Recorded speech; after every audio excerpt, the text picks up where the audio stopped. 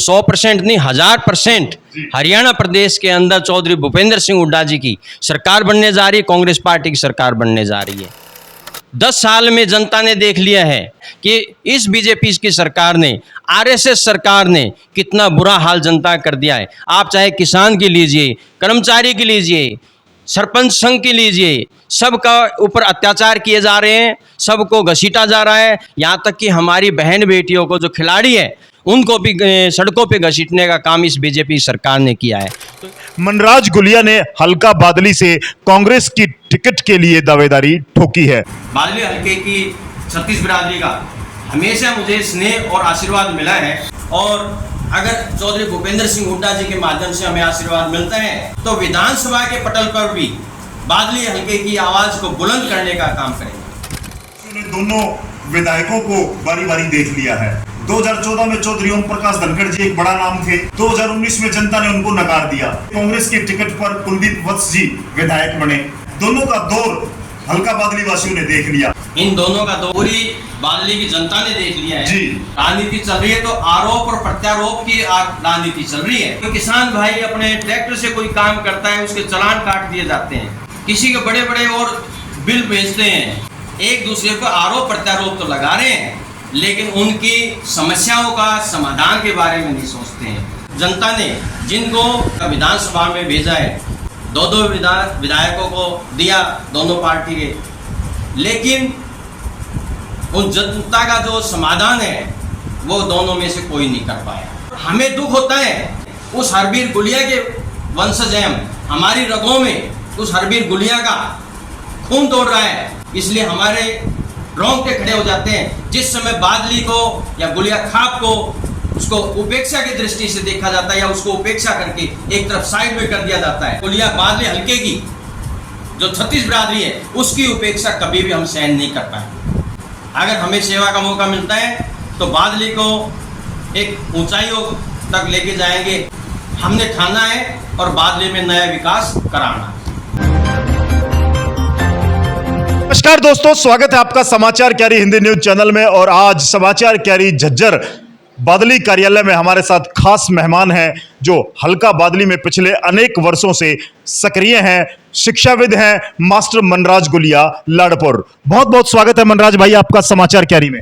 धन्यवाद संजय भाई, आपने हमें यहाँ इनवाइट किया है, जो मान सम्मान दिया है, इसके लिए आपका और समाचार क्यारी परिवार का बहुत बहुत धन्यवाद करते हैं। जी बिल्कुल दोस्तों, हरियाणा विधानसभा चुनाव 2024 की आहट के साथ ही मात्र 90 दिन शेष हैं और आज हम खुल करके राजनीतिक चर्चा करेंगे, हल्का बादली की चर्चा करेंगे, मास्टर मनराज जी से भी पूछेंगे और जनता का फैसला 2024 जो समाचार क्यारी की मुहिम है, इस बार हरियाणा की जनता किसकी सरकार बनाने जा रही है और किसको हरियाणा का ताज सौंपने जा रही है। तो मनराज जी शुरुआत करते हैं, सीधा आपसे ही मैं प्रश्न लेता हूं, हल्का बादली से मैं चर्चा करता हूं। हाल ही में आपकी एक खबर सोशल मीडिया पर चल रही है, वायरल हो रही है। मनराज गुलिया ने हल्का बादली से कांग्रेस की टिकट के लिए दावेदारी ठोकी है। मनराज गुलिया ने ताल ठोक दी है हल्का बादली से, क्या कहेंगे? संजय भाई सही बात है ये, क्योंकि ये सभी का अधिकार है और इसके लिए ताल ठोकना ये हमारा भी हक है, अधिकार है। हमने भी चौधरी भूपेंद्र सिंह हुड्डा और बड़े भाई दीपेंद्र सिंह हुड्डा के नेतृत्व में, उनके आशीर्वाद से अपना नामांकन चंडीगढ़ कार्यालय में, कांग्रेस कार्यालय में हमने जमा करा दिया है और हम भी इस दौड़ में शामिल हो गए हैं। बिल्कुल, कांग्रेस को लेकर के जैसे खबरें आ रही हैं मनराज जी कि इस बार हरियाणा में लगता है कि कांग्रेस की सरकार बनेगी और उसी की वजह से, कांग्रेस की लहर होने की वजह से टिकटार्थियों की संख्या बढ़ती जा रही है। हर हलके में 5, 7, 10 और 1 दर्जन भी हो सकते हैं टिकट के दावेदार। मनराज गुलिया ने सबसे पहले ये दावा ठोका है हल्का बादली से, तो क्या आधार है, कितना कॉन्फिडेंस है और क्या कारण है मनराज गुलिया जी की दावेदारी के? संजय भाई, इसमें कॉन्फिडेंस की अगर हम बात करें तो 100% नहीं 1000% हरियाणा प्रदेश के अंदर चौधरी भूपेंद्र सिंह हुड्डा जी की सरकार बनने जा रही है, कांग्रेस पार्टी की सरकार बनने जा रही है।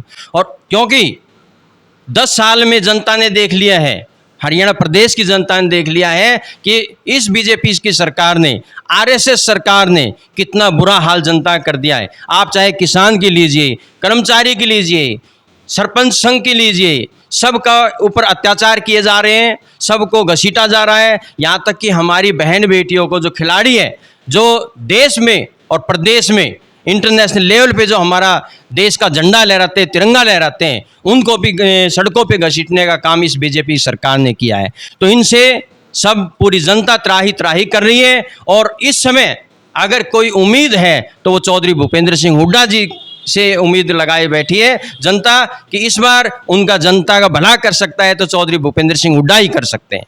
तो मनराज जी, भूपेंद्र सिंह हुड्डा कांग्रेस का नेतृत्व कर रहे हैं। हल्का बादली की हम बात करें, भी 2014 में एक चुनाव लड़ा था। जी जी, आपका अनुभव भी हो चुका है। 2014 से लेकर के 2024 10 साल आप हल्के में रहे हैं। आप हर सामाजिक कार्यक्रम में भी नजर आए हैं, आपकी उपस्थिति रही है। जी 2014 की मैं बात करूं तो यहां से भाजपा ने जीत हासिल की। जी 2019 में यहां से कांग्रेस ने जीत हासिल की। मुझे लगता है कि बादली हल्का वासियों ने दोनों विधायकों को बारी बारी देख लिया है। 2014 में चौधरी ओम प्रकाश धनखड़ जी एक बड़ा नाम थे, मंत्री भी बने जी, और उसके बावजूद 2019 में जनता ने उनको नकार दिया। उसके बाद कांग्रेस से, हल्का बादली से कांग्रेस के टिकट पर कुलदीप वत्स जी विधायक बने जी। और अब क्या माहौल है, आप क्या समझते हैं? दोनों का दौर हल्का बादली वासियों ने देख लिया, भाजपा का दौर देख लिया, कुलदीप वत्स जी का दौर देख लिया। आज क्या हालात है, आप क्या समझते हैं? इन सब के बीच में क्या संभावनाएं हैं? संजय भाई, इन दोनों का दौर हमने देखा है और मैंने क्या देखा, पूरी बादली की जनता ने देख लिया है जी। आज बादली का धनी धोरी तो कोई है नहीं। आज के दिन अगर कुछ चल रहा है, राजनीति चल रही है, तो आरोप और प्रत्यारोप की राजनीति चल रही है। लेकिन जो जनता का दुख है, कोई किसान भाई अपने ट्रैक्टर से कोई काम करता है, उसके चालान काट दिए जाते हैं, किसी के बड़े बड़े और बिल भेजते हैं, लेकिन जनता का जो दुख है ना, उसके लिए सड़क पे कोई नहीं आ रहा। एक दूसरे पर आरोप प्रत्यारोप तो लगा रहे हैं, लेकिन उनकी समस्याओं का समाधान के बारे में नहीं सोचते हैं। बिल्कुल। और बादली हल्के में आजकल ये दौर चल रहा है, आरोप प्रत्यारोप की बात की है मास्टर मनराज गुलिया ने। चाहे पूर्व में विधायकों की बात करें, वर्तमान विधायकों की बात करें, जनता की सुनने वाला कोई नहीं है, जनता का कोई धनी धोरी नहीं है, जनता का कोई पाली रुखाड़ा नहीं है। तो इसमें मनराज जी अपनी संभावना देखते हैं कि इस बार जो आपने कांग्रेस से दावेदारी की है, बादली हल्के की जनता आपको स्वीकार करेगी? मुझे विश्वास है कि बादली हल्के की छत्तीस बिरादरी का हमेशा मुझे स्नेह और आशीर्वाद मिला है, बड़े बुजुर्गों का आशीर्वाद मिला है, जो युवा साथी है उनका सहयोग मिला है। तो इस बार भी मैं उम्मीद करता हूं कि उनका अगर मुझे सहयोग और आशीर्वाद मिलता है तो मैं बादली की जनता के लिए अपना सर्व न्यौछावर करने के लिए हमेशा तैयार रहूँगा। उनकी आवाज़ को सड़कों पे उठाना पड़ा तो जन सभा और जन सेवा के माध्यम से सड़कों पे भी उतरेंगे। और अगर चौधरी भूपेंद्र सिंह हुड्डा जी के माध्यम से हमें आशीर्वाद मिलता है, मौका मिलता है बादली की जनता की सेवा करने का, तो विधानसभा के पटल पर भी बादली हल्के की आवाज़ को बुलंद करने का काम करेंगे। बिल्कुल। और देखिए, इस समय जो मूलभूत सुविधाएं हैं या आवश्यकताएं हैं, उनको लेकर के तमाम तरह की चर्चाएं चलती रहती हैं। कहीं बादली हल्के में ऐसा सुनने को मिला है कि फला गांव में खाप पंचायत इकट्ठी हुई, खाप पंचायतों ने उस समस्या के समाधान के लिए तमाम प्रतिनिधियों को आमंत्रित किया, खाप पंचायतों के माध्यम से उस समस्या का निराकरण किया गया। इसमें आप बादली हल्के में कुछ ऐसा कुछ देखते हैं कि खापों का रोल किस तरह से रहा है, या जो स्थानीय लोग हैं उन्होंने स्वयं अपनी समस्याओं के समाधान के लिए वो आगे आए? आप इस पूरे मामले को कैसे देखते हैं, किस तरह से देखते हैं? गुलिया खाप का जिक्र करें या हल्का बादली के अन्य खापों का जिक्र करें?